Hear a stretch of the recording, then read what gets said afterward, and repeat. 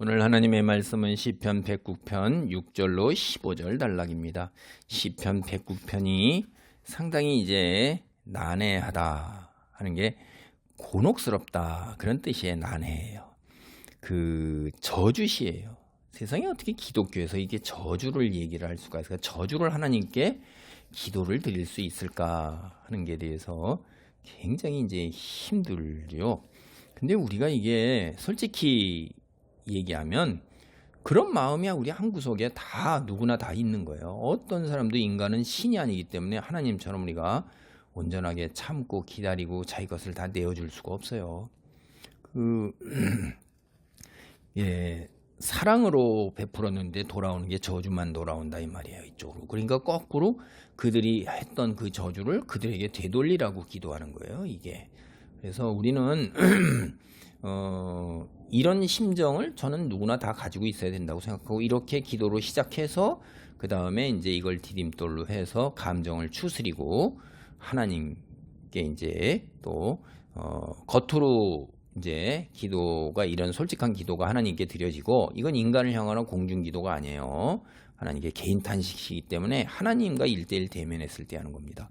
그런 후에 이제 하나님께 또 사랑을 할 수 있는 그런 것들 그를 간구를 하고 그리고 이제 행동으로 그들에게 조금 다가갈 수 있는 거죠. 자기 능력 범위 안에서 감당도 안 되면서 그런 척 하다가는 자기도 쓰러지고 결국은 이게 폭발하게 되면 망합니다. 그래서 교회나 믿는 자들에게도 덕이 절대 안 되고 자신도 망해요. 그러니까 이런 것들 진정한 기도, 진정한 그 솔직함 이것이 이제 저는 분명히 필요하기 때문에 하나님께서 여기에다 이렇게 하는 거예요. 이 단락은 저주를 내리소서 이렇게 얘기할 수 있어요. 저주를 내리소서. 이게 여기 보세요. 악인이 그를 다스리게 하시며 사탄이 그의 오른쪽에 서게 하소서. 그가 심판을 받을 때에 죄인이 되어 나오게 하시며 그의 기도가 죄로 변하게 하시며 그의 연수를 짧게 하시며 그의 직분을 타인이 빼앗게 하시며 이런 거예요. 그러니까 이제 이 6절로부터 이 9절까지 그의 자녀는 고아가 되고 그의 아내는 과부가 되며 이렇게 6절로부터 9절 도대체 누가 할까요? 괴롭히는 원수들을 비난하는 것, 이 기도하는 사람이 그렇게 생각이 들어요? 아니면 그 원수들이 이 기도를 드리는 사람을 향해서 했던 말을 그대로 끌어와서 그대로 되돌리는 걸로 이렇게 하는 거예요. 이게 둘 다 가능한 생각이에요. 그래서 이 성경도 개역개정이나 아가페 성경이나 혹은 유럽 성경 그리고 NIV 이런 것들하고 또 원수를 비난하는 걸로 그렇게 보고 있고요. 그 다음에 새 번역이나 공동 번역이나 현대인의 성경이나 뉴 리바이즈드 스탠다드 버전이라고 또 미국의 또 NIV보다 못하지만 덜 보급된 성경 그 성경은 이렇게 원수가 한 말을 인용한 거라고 이렇게 나눠줬어요.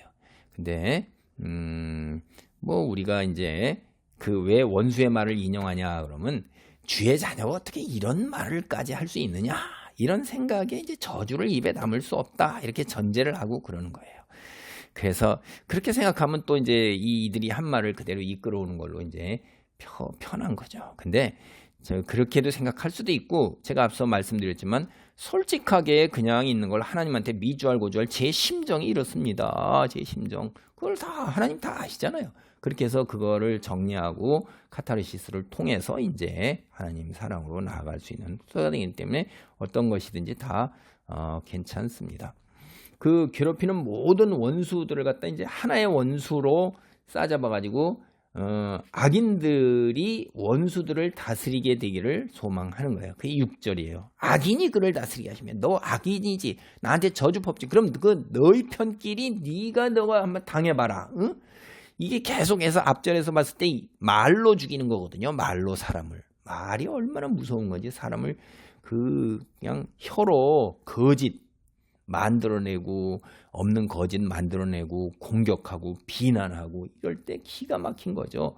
그 사탄은 여기에 나오는 사탄은 우리가 얘기하는 그런 사탄이 아니라 비난자, 고소자 그런 뜻이 이제 사탄이라는 그런 동사를 그 의문을 그냥 가지고 온 겁니다. 그냥 그대로 번역 그대로 해서 사탄이라고 일반 명사예요. 이제 오른쪽이라는 것은 가까이 지내면서 도움을 받는 사람을 세우는 곳이에요. 변호사 혹은 그 도와주는 증인들, 도움을 주는 사람. 그런데 이 사탄이 그를 괴롭히는 자가 오른쪽에 있는 게 혹독한 환경에 너 처하라 이러는 거죠. 두 번째 7절 보면 심판받을 때 죄인, 유죄 판결, 너희들 행한 모든 일에 다 유죄 판결이다 이거예요. 세 번째 이제 연수를 짧게 해라, 직분을 빼는다. 짧게 하나님 불러가시고 사회적 지위마저도 하나님이 다 거두시옵소서, 사회 영향력 그들 다 거두어 주시옵소서 이러는 거예요. 그 다음에 네 번째는 그의 자녀는 고아가 되고 그의 아내는 과부가 되며, 이게 집이 완전히 망하는 거죠. 뭐 악인이 빨리 죽으면 이게 어느 정도 기대되는 거예요. 고대 사회에서는 경제력을 잃죠. 그 다음에 보호할 수 있는 권세를 잃죠. 고아가 되고 과부가 되면 사회적 수치와 이제 수모로 해서 다 내려앉는 것입니다. 악인이 집안에 임할 수 있는 가장 큰 사회적 수치와 수모가 이렇게 남편이 일찍 죽어서 고아와 과부가 되는 거예요. 뭐 집안 순식간에 망해요. 그냥 황폐한 집에서 더 이상 나올 게 없고 자녀들은 이곳저곳 떠들면서 구걸하고, 이게 이제 굉장히 아주 고대 사회에서는 이제 저기한 그런 것들이죠. 굉장히 큰 저주예요, 아주. 그 다음에 이제 그 10절 보면 그의 자녀들은 유리하며 구걸하고 그들의 황폐한 집을 떠나 빌어먹게 하소서 이러는 거죠. 아유, 참 무서운 저주죠. 11절 이제 고리대금하는 자가 그의 소유를 다 빼앗게 하시며 그가 수고한 것을 낯선 사람이 탈취하게 하시며, 그러니까 재산 모았잖아요. 엉뚱한 사람에게 넘어가는 거예요. 다 수고하고 노력하고 쌓아놓은 부가 한순간에 사채업자, 고리대금업자에게 다 넘어가 보고 낯선 사람에게 다 넘어가는 시나리오예요. 이거 뭐 세우기는 어려워도 넘어가는 건 한순간이에요. 우리는 다 세상도 흔히 그 말하죠. 그 일으켜 세우는 것보다, 창업보다, 부흥해 서는 것보다 지키는 것, 수성이 훨씬 어렵다. 재벌들, 회사들. 그래갖고 이게 100여 년 동안에 사람처럼 보면 대부분 다 망해서 없어집니다. 그래서 모든 수고가 그 열매가 고리대금업자, 낯선 업자가 어이없게 넘어가는 것. 이거는 거예요. 그러니까 의인은 악인의 재산을 가지면 안 되기 때문에 악인들에게 결국 넘어가는 거예요. 이게 악인이 악인한테 그렇게 하는 걸 얘기하는 것입니다. 이제 12절에 그애들에게 인애를 베풀 자가 없게 하시며 그의 고아에게 은혜를 베풀 자도 없게 하시며, 그 누구도 악인 이 그들에게, 자식들에게 인애와 은혜를 베풀지 않는 거예요. 이 인애와 은혜는 비슷한 겁니다. 불쌍히 여기지 않기를 바라는 거예요. 참 산자들과 죽은 자들을 은혜를 베풀지 말라는 이런 의미입니다. 또 13절을 보면 그의 자손이 끊어지게 하시며 후대에 그들의 이름이 지워지게 하소서.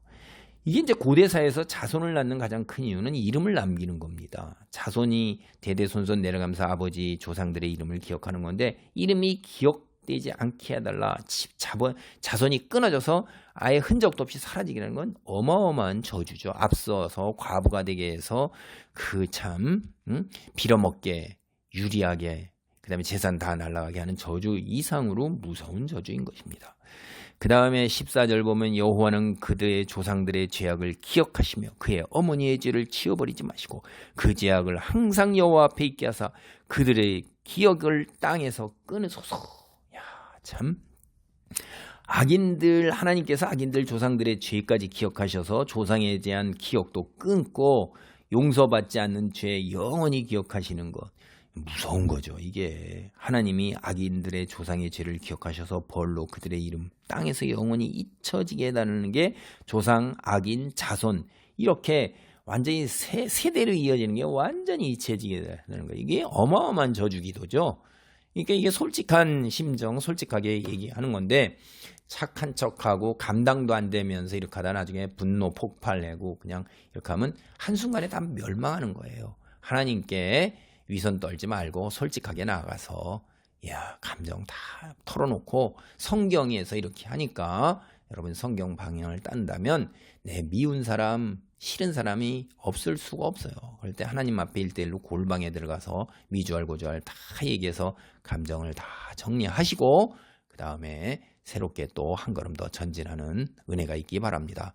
할렐루야. 하나님 감사합니다. 무서운 저주의 저주, 참으로 참혹하기, 정말로 끔찍하기 짝이 없는 저주, 이것이 우리의 마음 한구석에 움츠리고 있고 어둠의 세력은 이것을 틈타서 이 현실 우리가 사는 삶의 속에서 실존으로 드러나도록 우리를 몰아붙이고 분탱질을 합니다. 아버지, 그렇게 되지 아니하도록 폭발하여 분노로 행동으로 드러나지 아니하도록 하나님께 미리 아뢰고 하나님께서 잘 정리해 주시는 놀라운 은혜가 있기를 간절히 기도합니다. 예수님의 이름으로 기도하옵나이다. 아멘.